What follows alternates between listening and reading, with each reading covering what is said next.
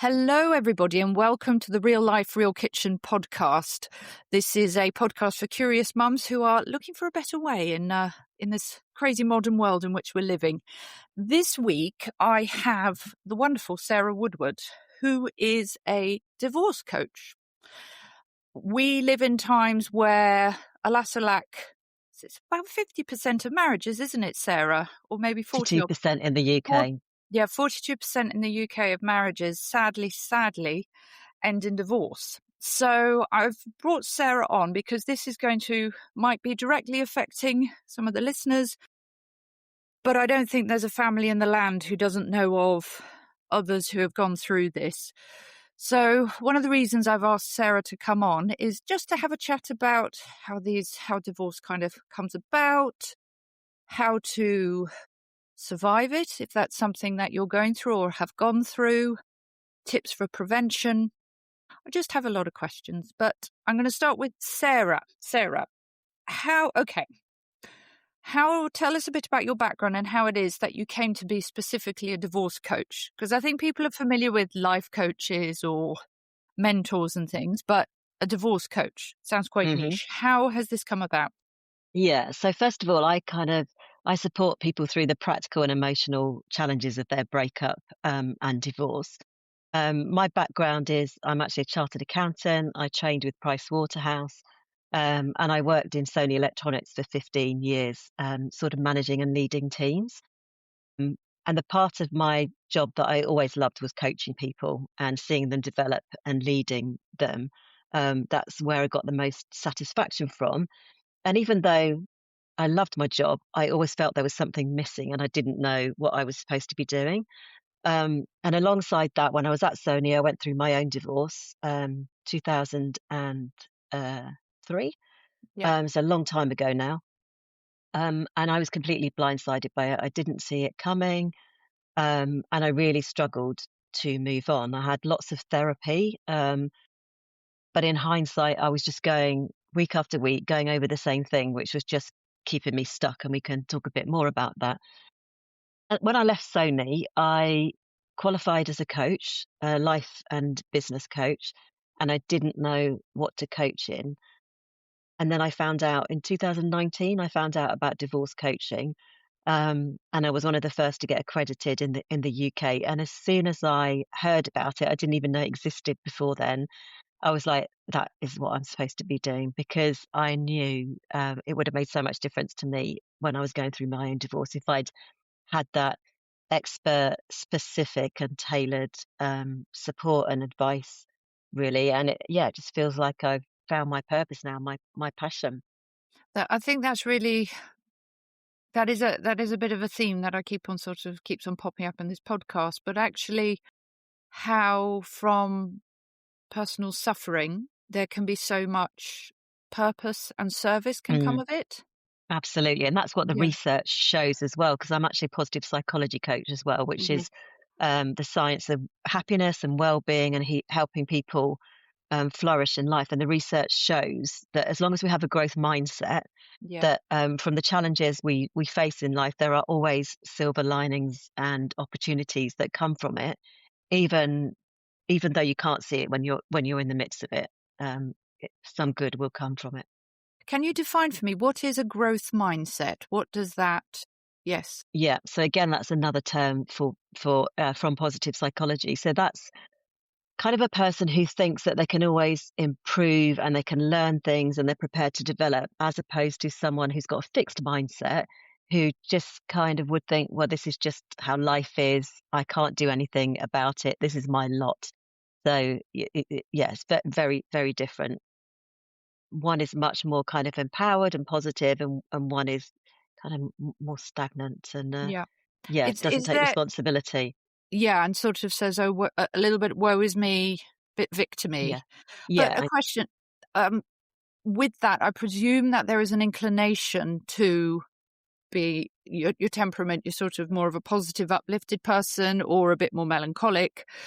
But can that growth be developed? That idea of saying, "Yes, I can change." It can. And also, interestingly, you talk about, optimistic and 50% of our kind of happiness we're born with, it's genetic. And again, this is something that if I had realized when I was going through my divorce, I think it would have made a big difference. So 10% of our happiness is down to our circumstances, whereas I thought all of my unhappiness when I was going through my divorce was down to what was happening. And actually 40% is within your control at any one time. So it Wow. just shows how much, yeah, power we have. And actually just even telling some clients that information has been a bit of a light bulb for them. And that it just kind of motivates them to think, I can do something about this. It is within my control. Yeah, And like you it's said, it not. takes them out of that victim mentality. Yeah, yeah, it gives people a sense of freedom Mm, and a bit more power. Big words. Freedom and power. Hmm. What is the difference? Because you mentioned when you had your divorce, you went to see a therapist, hmm. but you are a coach. What is the difference Yeah. between that? Because obviously both, somebody who's their marriage is breaking up and everything. Yes, what is the difference Mm. in terms of the So, support that is given? yeah. So I have clients that also have therapy alongside coaching, Yeah. and I have clients that have come to me after therapy and now they want to move forward. So the best analogy I have for understanding coaching versus therapy is if you imagine you're driving a car. Therapy is looking through the rearview mirror and coaching is looking through the windscreen. So Oh, coaching is very much forward looking, it's action focused, it's solution focused. Therapy tends to be looking at the past more. They might be going into your childhood to understand why you behave the way you behave, um, and helping you understand yourself and sort of how you got to where you are. It doesn't mean we don't try, if we need to, that we won't go back to the past in coaching, but it's a very different focus. Like clients will always, from coaching, come away with an action plan that helps them keep their momentum going. yes, you can Mm, acknowledge the suffering that you've gone through, what has happened to you, but it is very much the looking forward and saying, yes, how can I move on from that? mm. And you Because we need, can't change the past. It's about, helping my clients accept what's happened. That doesn't mean they're necessarily happy about it, but it's coming to a point of acceptance and thinking, okay, how do I move on from this? How do I take it as an opportunity to kind of reset my life? How do I bring happiness into my life again? Um, because a lot of the women I work with, when I say to them what makes you happy, they've lost sight of it. They don't know anymore. Where they're so used to putting everybody else before themselves, they don't know what their own needs are, and they don't know what makes them happy. So that's a large part of what we do in terms of helping them rebuild themselves. yeah, yeah, and read that rediscovery of that joy as well Exactly. after all that sadness and that grief. What how does divorce come about? Hmm. I mean, what is happening that means the foundations? Because people meet, boy meets girl, girl meets boy, and they go, "Oh, you're rather fab. I would like to spend the rest of my life with you. Mm, It seems like a good fit," and then off you go. But what has happened? What is happening that things seem to be crumbling more quickly, more frequently than in times past? mm. So I think the first thing is there's very rarely like one event that causes a divorce. It's something that probably happens slowly Yeah, over time. And that can be things like, lack of communication, a lack of connection, especially for women, emotional yeah, connectedness within the marriage. Infidelity is obviously one of the reasons, but that can be often a symptom of what has been not right in the marriage for a long time. And then growing apart is something. And what we're seeing in the UK and the States, actually, in other countries, is a rise of grey divorce. I'm not sure if you've heard is that about when they that. is that when they've stayed together for 30, 40 years and then Yes, they over drifting? 50s, Yeah, basically. So although the average divorce rates in the UK are dropping, um, the rates of divorce for people in their 50s and 60s are increasing significantly to the point where like 25% of divorces at the moment are for people over 50s. wow, Um, yeah, so it's huge, and there's a lot of reasons for that. The first is yeah, is kind of empty nesters. yeah, So people stay together for the children. Sometimes they've made that a conscious decision. They'll wait until the children leave. Sometimes when the children have left and all gone off and done their own thing, they realize they have nothing left in common, that they perhaps don't want to spend the next 30 years together. They want different things out of life. We're living longer. So people are thinking, do I Mm, want to spend the rest of my life with this person? A big one is that women are more financially independent now, so they can afford to leave, they can afford to support themselves, which is a huge reason. And then there's not so much social stigma. I mean, even when I look back to my own divorce, which was just over 20 years ago, things had changed significantly. I didn't know anyone else who'd been divorced when I went through it, yeah. so it was really isolating.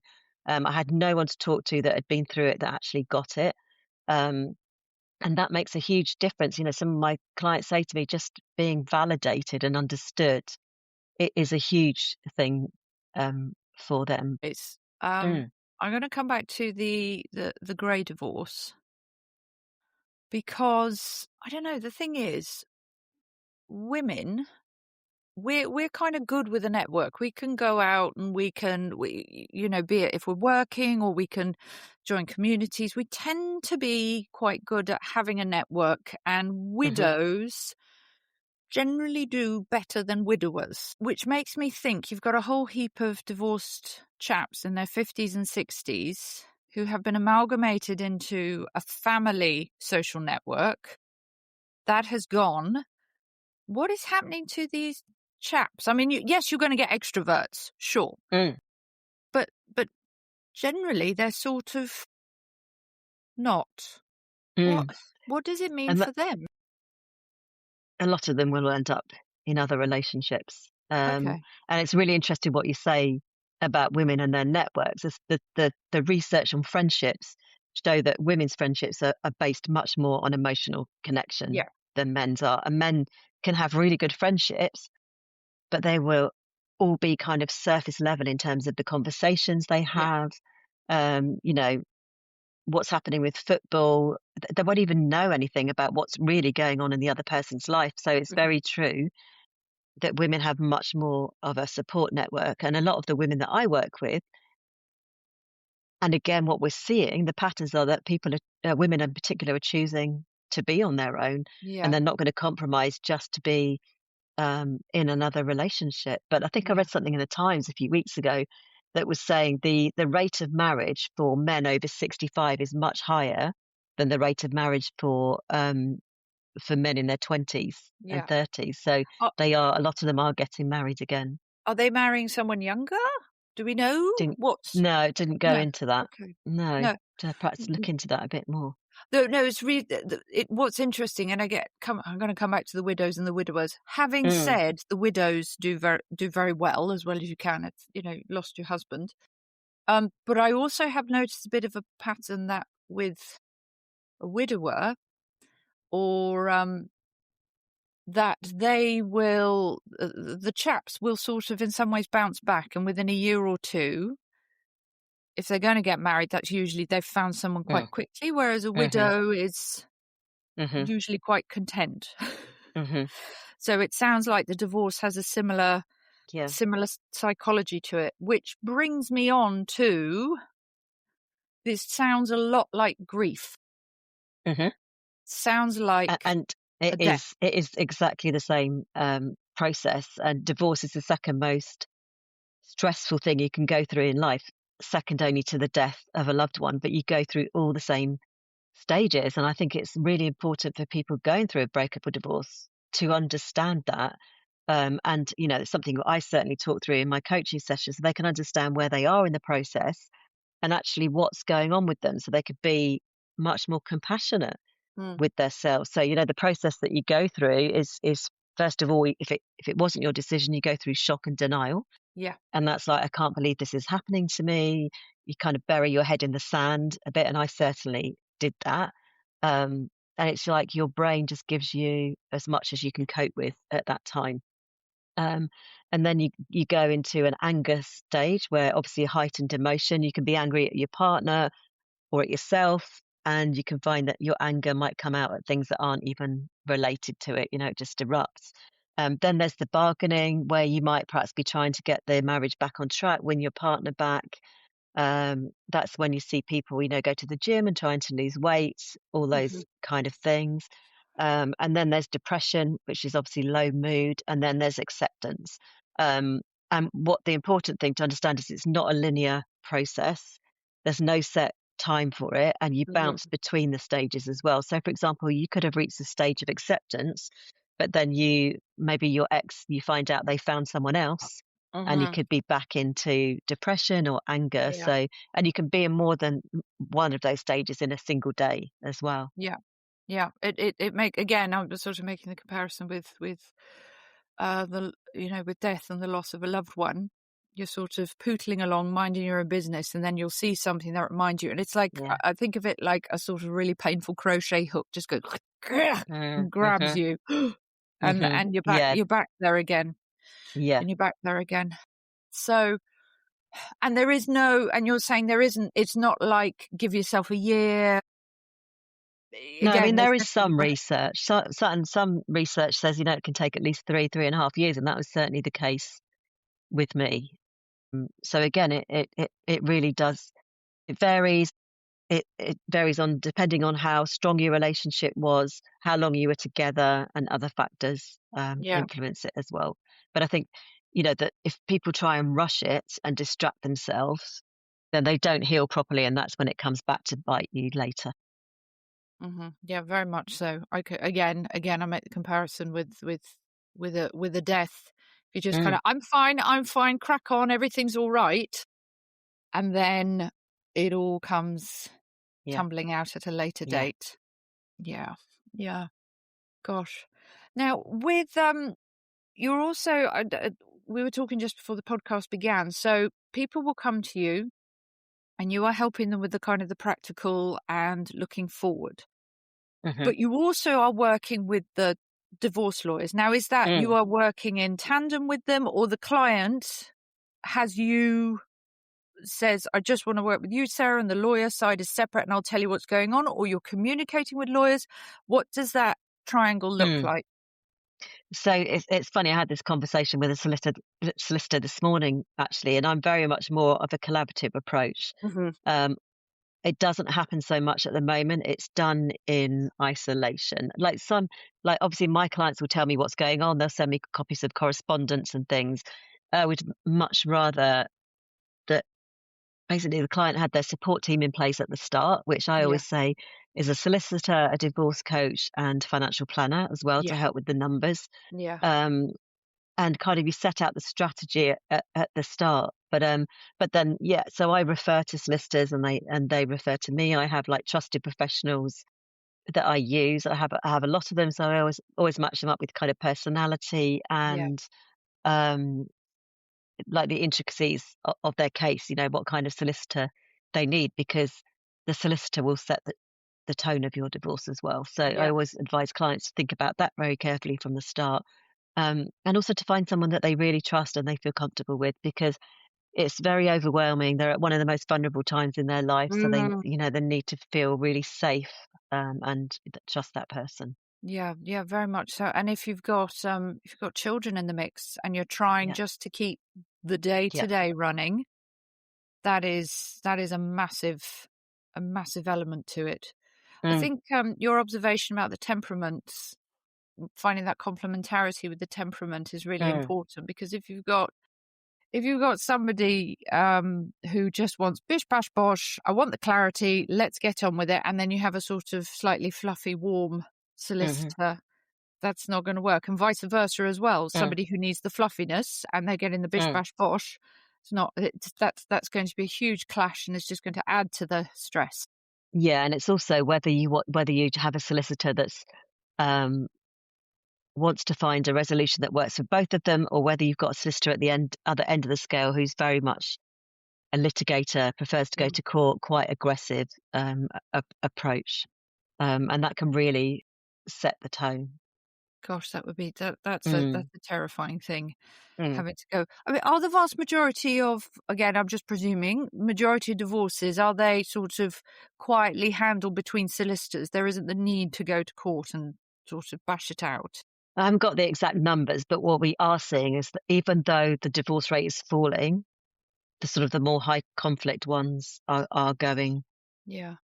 to court. Having said that, the court issued something, I think it was last year, that they're very much, the court is completely overworked and huge Yeah. backlogs, and they're very much trying to encourage couples to settle outside of court. Like things, there's loads of ways that you can settle that the layman wouldn't even know about. Mhm. Some people have heard of mediation, but there's Yeah. arbitration, there's private hearings, there's lots of alternatives, Mhm. and it's not looked upon you well by the court if you haven't tried any of those methods and you just Okay. take someone to court, which is a good thing, Yeah. especially as you said, when there's children involved. There is research that shows that obviously divorce is going to affect children, but it's more how you handle it that has the bigger impact on it. So, whether they're subjected to high conflict, whether they're used as pawns in the middle, Mm. um, etc. And,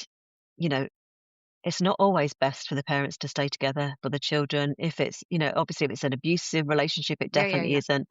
But if there's no love or anything between the parents, if they're in separate rooms, if the communication is only practical and logistical, I always say to my clients that are thinking about leaving, you are the role model for your children. So what are you modeling in terms of what they're going to expect from their relationship Mhm.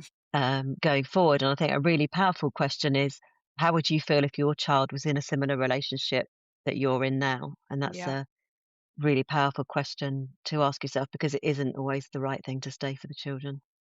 Do you have you had people come to you and then they've turned their marriage around? I have had a couple of clients, yeah. So I do get a lot of clients that come to me that are questioning their marriage and thinking about leaving. And I'm very much, if you're going to leave your marriage, you need to make sure you're absolutely sure and that you're leaving with no regrets. So we spend time going through, what are the issues with the marriage? What are you not happy with? What are you compromising with? And what would it take for your marriage to work, really, and what could you do about that? And sometimes they go away and have a time frame and they work on specific things to see if they can Mhm. turn So it what round. yeah, what is fixable? So, sorry, I'm gonna be slightly flippant here, but yes, I hate his choice of tea mugs in the morning. He knows it's not my favorite one. Yeah, You're like, so "It's is not that about the tea mug. It's not about the mug, is exactly, it?" is that is that really something you can't live with? It's just what are the deal breakers Yeah. effectively? Yeah, yep, yep, yep. And a So person, it takes two people. You can't change anyone, but the other person has to want to work on the marriage. And it's about accepting, a lot of people try to change a person. They get married thinking they could change them. mm-mm, They have to mm-mm. want to change. And, the best thing you could do in that situation is just to change yourself. And then they will, that will have a positive impact potentially on the marriage. But that's a big thing when people think they can change someone. Yeah, because it's also, that's the thing. I suppose we live in a time when we feel we can control everything. We can control our careers. We can control how much money comes in, and it's a lot. Yeah, we can beep beep beep on our phone, control what we're having for Hmm. dinner. Blah blah blah. Um, Love is a hugely risky thing because you cannot Hmm. control who you choose. Hmm. You have children. You get that's a gamble. It's a wonderful gamble, but it's a gamble. Um, so yes, within a marriage, you can't change a person. You can't fix a person unless they want Hmm. fixing. Exactly. You can't fix a person. That's not just marriage, but relationships in general. Mm. Um, and I suppose the challenge is, just thinking out loud, I suppose the challenge is to be at peace with the fact that somebody doesn't want help. Somebody doesn't want to be fixed or can only, it's like, I can manage this much, but I Mm. can't manage more. Mm. And for you, it's that decision where it's like, can I live with that? Am I Yeah. prepared to accept that? And that's the bit you can control and you have got the influence over. But and then you make that decision, you kind of make peace with it instead of moaning at them and nagging them and going on and on all the time, Mm. because that is not healthy. Yeah. Yep. So the couples that or the clients who've come to you and have gone back and their marriages have been revived, what were the I suppose what were the takeaways from that? What did they do? What happened that changed and I saved think, their marriage? yeah, I think part of it is actually getting to the crux of what they're not happy with. And what we just talked about really, one, can it be changed by a conversation and working together? Or is it something in the scheme of things that actually they could put up with and accept going forward? And I think, a big question I always ask them is, do they still love them? Because I think that's fundamental as well. Do they want Yeah. the marriage to the work? Are both of them invested um, in the marriage? I mean, I have a lot of women clients who come to me and they feel very disillusioned and disheartened with their marriage. Quite often they're the main breadwinner, but yet they're still carrying all the emotional Yeah. workload, running the house and doing everything. And they're like, actually, it would be easier to live on my own. This is not what I signed up for. It's not the partnership that I expected. And I hear that a lot. Could I be a bit cheeky and a bit Mm, trad? Would it not be easier to work part-time and then the fella do most of the mm. hard yards? I And guess then that's their choice, isn't it, in terms of what brings them happiness, how they get their fulfillment. And I guess, that's where the communication and talking about what the expectations are yeah. up front is really important in terms of, okay, we're thinking about children. How is that going to work? Yeah. Yeah, But how I is that? could I could flip it back to you and say, why can't the bloke stay at home and look after the children? I've I got would friends where that happens. Yeah, I know where that happens. And Mm, again, I'm gonna be a bit trad and controversial. Um, I I fundamentally, unless there is like a serious difficulty, for example, a death or an illness, mm, small children in particular need their mums. mhm, This is just an anthropological, biological attachment reality that in the modern mhm, world, in the West, we're denying. mhm. They need their mums. Mhm, It's hard because we have mm, been educated and we've mm, got brains, we've got careers we want to work on, mm, but the children need us. mm. I think it's Um, about what makes everybody happy, what's best for everybody, and as we talked about earlier, it's about seasons as well. yeah. It's like, okay, well, Oh, I'll stay yes. at home until the children are this age, Exactly. but this is Exactly. what I want going forward, and I think it's Yeah. just comes down to communication Yeah. and Yeah. expectations, doesn't it? And having put my judgment hat on and been sort of all terribly conservative and trad there, I think the seasons point is so important because Mm, I'm going to come back. There's a great writer called Mary Harrington. She's got a Substack floating around somewhere. mm, And she's written in a really engaging way about the realities of families as economic units mhm, historically until the Industrial Revolution, and that women would still contribute. And that, men are out in the fields ploughing and doing the dangerous, hefty stuff, and the women are spinning the yarn. I mm, mean, I'm being very simplistic here. mm, But the women were doing things that they could pick up and put down, make sure the cooking was happening, make sure the toddler was not dying in the fire, this sort of thing. So women were still contributing. Dinner's burning, the washing's multiplying, and someone's crying. It could even be you. If your evenings feel like survival mode, the Command the Chaos Mum Life Management Planner is your first gentle step back to calm. It's a printable 80-page guide and planner to help you reset your routines and breathe again without needing to become someone else entirely. Start your reset today. The link's in the show notes. And then we're still using our brains. It comes back to the community side of things as well, having those networks. But I think seasons is a really important point because when the children are particularly small, and it is intense, they need their mums. mhm, They need their mums. yeah, But later, coming back to, I suppose, conversations with partners, I'm just, again, ideas mm, out there, conversations with husbands. Maybe, yes, the woman at an older stage, teenage kids, I'm going out for more of a career. mm, Husband, could you do more working from home and going back in the hours? So there is still the work happening. There is still the fulfillment, but there is also this realization that there are others who are dependent upon you. Mhm. Mhm. And it might be the children, it might also be the marriage. And there are times that people take steps back. So yes. So It's I'm not never 50-50, is it? it's It's never exactly as you've 50-50. just said. Yeah, But it's it's it also s yeah, swings and flowing. For roundabouts. people who Yeah. aren't watching on YouTube, I'm doing a flowing gesture with my hand. It's a flowing thing, but that feeds back into communication, Mhm. stronger relationship, finding time and space to actually say, "Oh, can we this isn't Yeah, working. What can and we checking do in that?" with each other. Yeah. Exactly. Yeah. Really important because, again, I think we've been led to believe that the only option is employment and in a career on a Mhm. ladder to someone Mhm. else's timetable. Whereas we could be so much more creative. We could be so much more Absolutely. And creative. we have the technology to help us Yeah, do that yeah. nowadays, and COVID showed that, we can work from home, we don't have to Mhm. be in an office 5 days a week, so Yeah, things have changed significantly, and it's like we almost need to catch up with that. yeah. Yeah, I think so. I think so. I mean, is there something else? Because you were saying you were a business coach before. Do you give a bit of kind of careers advice? I'm Um, thinking more for the family that, the clients who are yeah, coming to you pre-breakup.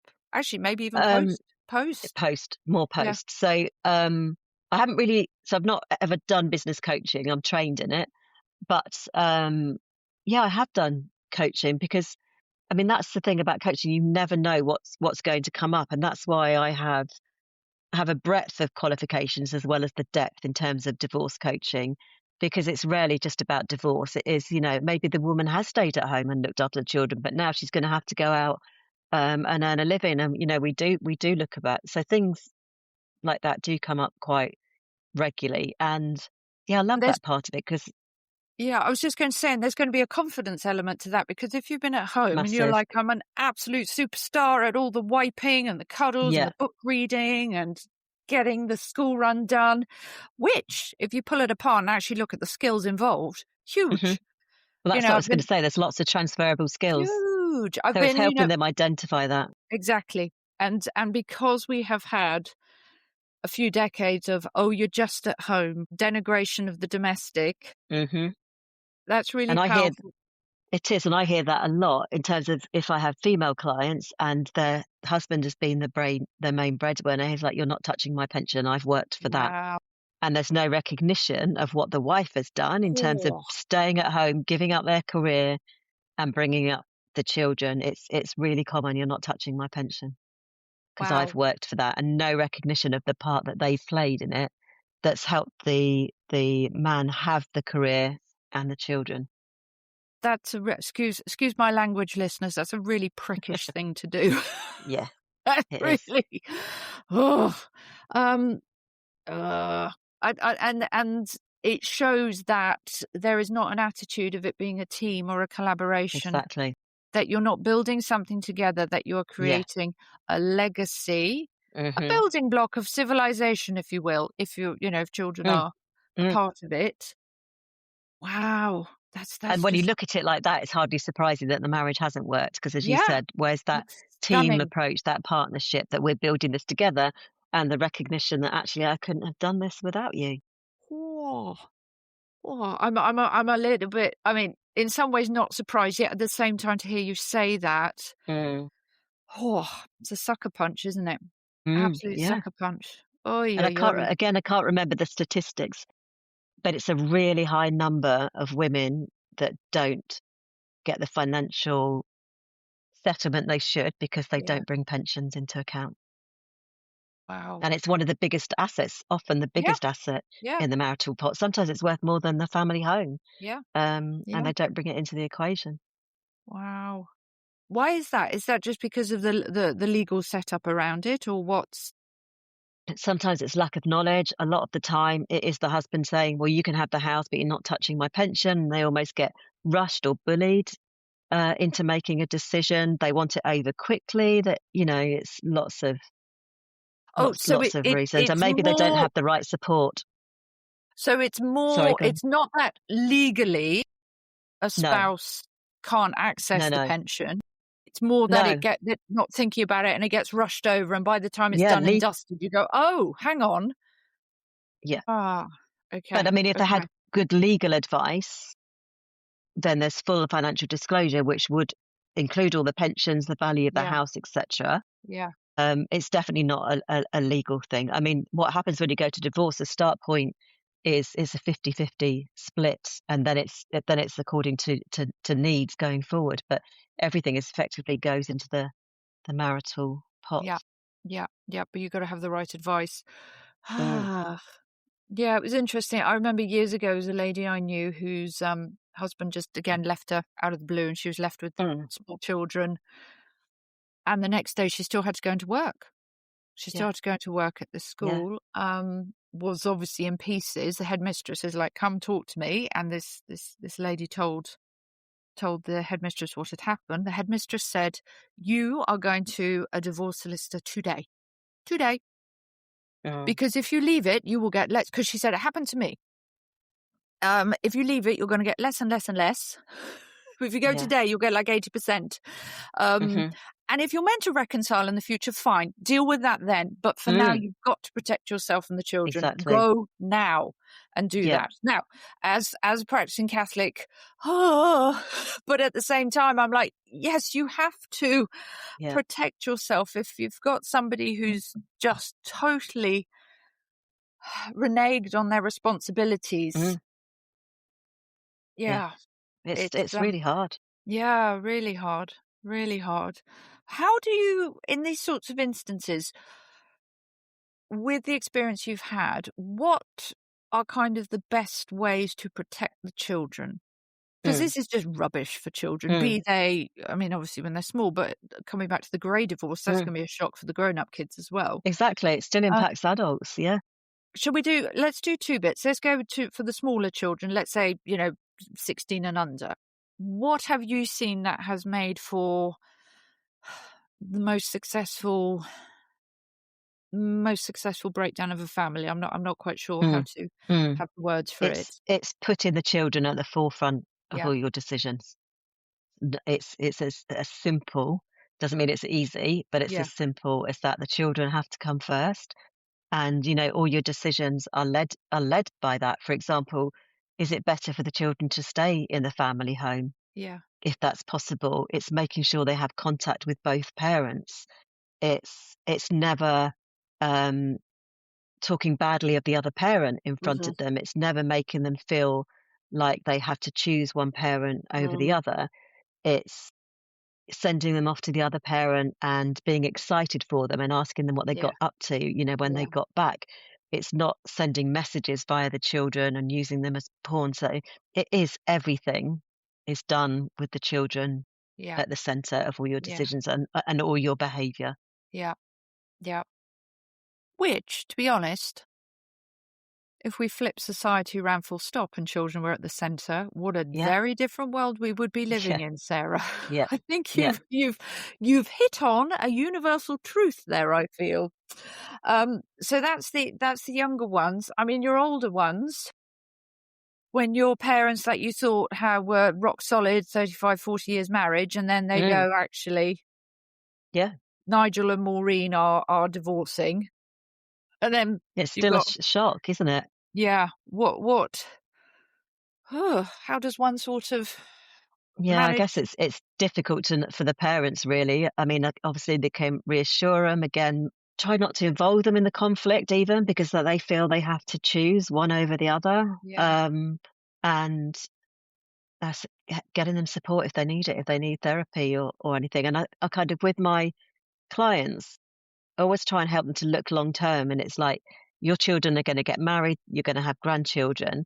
So kind of manage your divorce with the end in mind in terms of do you want to both be able to be civil with each other at the wedding, even though and another thing is even though you're separated, the family unit still exists. mhm, And it's just, and this comes part of, setting the tone for your divorce. How do you want to play that out going forward? Do you still want to celebrate birthdays together and things like yeah, that? Do you want to meet each other at Christmas? And actually thinking about that strategically before you start, and then all your behavior and actions happen with yeah, with that in mind, really. yeah, yeah. Yeah. So again, it's actually in and amongst the sadness of the breakdown. It's putting that sacrifice and love Mm, to the fore mm, and saying, yeah, okay, we're doing this with the children so that we can have joyful times with our grandchildren. Yeah. yeah. Yeah. Because you hear about people that, are getting married and they have to choose which parent they want there because they refuse to be in the same place. It's just awful, isn't it? Yeah. Really selfish. Judgment hat Mm, on. Sorry, Sarah, judgment hat mm, on. Yeah. I'm gonna come back to one thing. Again, we sort of had a brief chat about it before the podcast began, but one of the reasons that people divorce or what builds up to it is I don't feel the same way I used to. Where are the butterflies in the tummy? Where's the sexiness? Where's the flirtiness? Where's it gone? You're mm, just wiping all the time, or mhm. you're just at work all the time, and where's it gone? Is it people forgetting they're not 21, 25 anymore? And there are times in life that, Yeah, yeah, it's just, I think seasons, is absolutely. that It's seasons again, isn't it? And people might be trying to get back to what their marriage was like or how it was when they first met. And that's not always realistic, especially if you've had children, you're both working now, maybe you met at university and you mm, didn't have any responsibilities. And it's just again, I think it comes down to communication and expectations. It's like what are both of you, your expectations and um what do you want from the marriage now and what does it look yeah, like now, and making sure that you're aligned with that and having those conversations about it because things change, doesn't it? And you're not always going to have those butterflies like it was at the beginning, and that's not realistic. And love changes and it develops and grows over time in different ways, doesn't it? Um, so I think it's just having that open communication, and if you're not happy about things, being able to voice that and feeling heard and listened to, because a lot of people that make the decision to leave a marriage, there's evidence like they've been doing that for a couple of years, up to a couple of years beforehand. And there's terminology that's coming out later that's called quietly quitting your marriage, yeah, which means you've kind of disconnected emotionally, you're almost living separate lives, but you're married, you are still married. but is that so that's happening if there is no intervention, as if there isn't somebody within the marriage saying, hey, come on, we got to work on this, then you get that disconnect. Yeah. Okay, that And that's why unraveling. sometimes it feels like a shock to the other party because the other person has been, pulling back, removing themselves from the marriage, and you weren't aware of it. Yeah, And that's why they say that, they finally say something like they're leaving, and that's why it's such a shock. And that person is left trying to catch up with the other person. yeah, because it's also not fair. I know Yeah. that sounds quite childish. It's not No, fair, but yeah, but it's you not. don't get a chance to. Okay, so clearly there are problems. Could we not work on this and And that's grow? And exactly how I felt. I yeah, felt I never had the opportunity yeah, to fix whatever was wrong in my yeah. marriage, and that's really hard in terms of Oh, reaching acceptance and closure and helping you move on as well. It's yeah, really, really difficult. And like you said, it's not fair to the other person yeah, to voice what you're thinking, what's not working, what's wrong. yeah. I just want to say, because at the beginning of the conversation we were talking about control and fixing people, whether they wanted to be Mm. fixed or not. That is a different thing to not even just knowing, oh, I didn't know the teacups were really irritating you. And Yeah. now there's grounds for divorce. Why didn't you say Yeah. so? I could have changed that. There's a difference there. And it also, I don't know, it comes back in some ways back to that growth mindset, that positive mentality, that stagnant mentality, Mm. the kind of again, I'm just putting my judgment hat on. So Sarah, knock me down. But if you're not trying and you've just gone, oh, there's no point, that seems a bit, woe is That's not me, that's not what marriage is about, is it? It takes rather work. rather than oh, this is a bit crap at the moment. I'd like a few more Mm, date nights and told I'm beautiful even though I'm wearing tracksuit bottoms all the time. exactly, And exactly. that's what I want to hear. You may not Uh-huh, believe it, husband, but I need to hear that. uh-huh, Um, so yeah, it just seems like a contrast in mm, mentality. uh-huh. Oh, well, there's a lot to unpack here, Sarah. It's a lot for me to mull on and think about. It's yeah, painful thing. I think the couple of things that sort of spring to mind: children at the centre, Mm, children at the centre, better definitely. communication. You know, more time together because the world is so busy, and if Absolutely. both of you working, we've got all the busyness with the school run and the activities and blah blah blah blah blah. It's Yeah, remembering that you're still a couple, isn't it? And like you say, you need that routine. quality time Yeah, together. yeah, yeah, and you're It's a really team, important. and Yeah. there are seasons where you are sort of in the trenches, so to speak. Mhm. Oh no, that I shouldn't use that term, but it's just it is intense and busy. Mm. Um, but know that that will calm down gradually, and that all will be well. Hmm. Sarah, for the mums who are listening, the ladies who are listening, because it's mainly ladies, let's be honest, Mhm. who are going, oh yeah, things are pretty scratchy and not great at the moment in my marriage. Um, or even they know of someone who's struggling. What have you got any kind of tips that you could give to encourage to Mm. help? Obviously, I'm all about prevention. Mhm. Absolutely. Prevention. And even though Um, I'm divorce coach, I am as well. If it's the right thing yeah, for them to stay together, then I would yeah, absolutely yeah, yeah. Again, encourage that. abuse, Yeah. dependencies, Yeah. whatever. Aside. Yeah. Yeah, you need to be safe, absolutely. Um, but yes, what in your experiences, both personal and professional, Mm. what would you, yeah, what would you recommend? I think it comes down to communication to Yeah. start with. Again, it's like having that open, honest conversation with your partner, where you're quite vulnerable, and you're voicing, the things that you're not happy with. Perhaps things have changed in the marriage, or what you would like going forward. And I think even before you have that communication, going a step backwards, it's actually trying to work that out Yeah. for yourself, isn't it? In terms of what we spoke about earlier, the deal breakers and what's not working for you. And it's trying to, if you feel like the spark has gone, it's trying to recapture that between you, remembering what it is that you fell in love with it, because Mhm. you can lose sight of that, can't you? In the Yeah. in the hamster wheel of life and everything that's going on, you can sometimes lose sight of that. It's having quality time together, like we've Mhm. just spoken. It's like remembering that actually you are a couple as well. You're not just parents, and Mhm. that's really important. And then I think get support as well if you need it. An outsider. I think sometimes friends and family, they're often too invested in the situation, they're too Mm. close to it. I think getting professional expert help can be really valuable, although, some of the things I heard and what's a shame is by the time people go to marriage counselling, often it's too late. Yeah. It's Yeah. just a last resort, and it's actually recognising that there are issues, earlier on and talking them through and getting support if you need it. Yeah, I suppose, one of the things to consider is marriage counselling almost as a top up. Exactly. Just kind of we need Yeah. just some Yeah. we keep on arguing over the teacups. We Yeah. can't get past the What's teacup. really going on? What's Yeah, really what's it going on? really Let's about?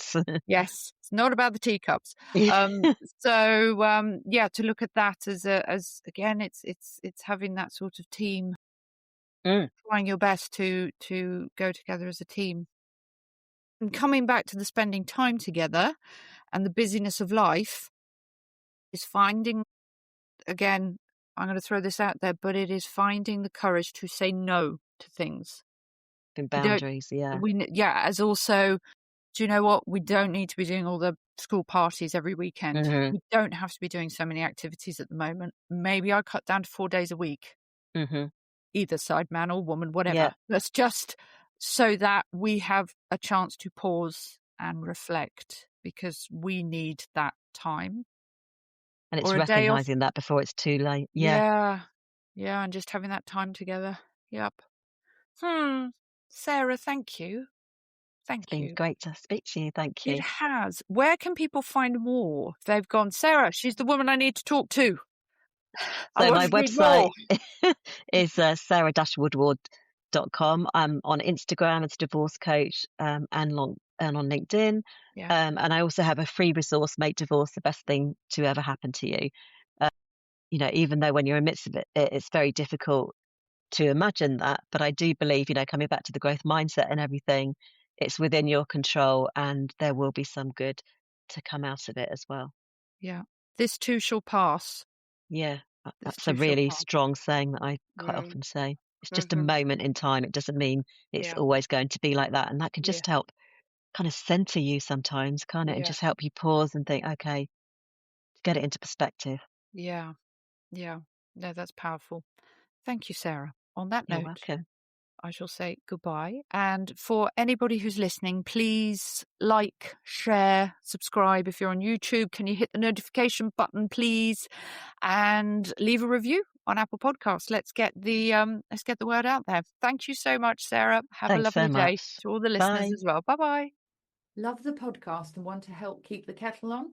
You can support the show. Think of it like buying me a cup of tea or helping cover the cost of the biscuits. You'll find the link in the show notes. Thank you for keeping this kitchen conversation going.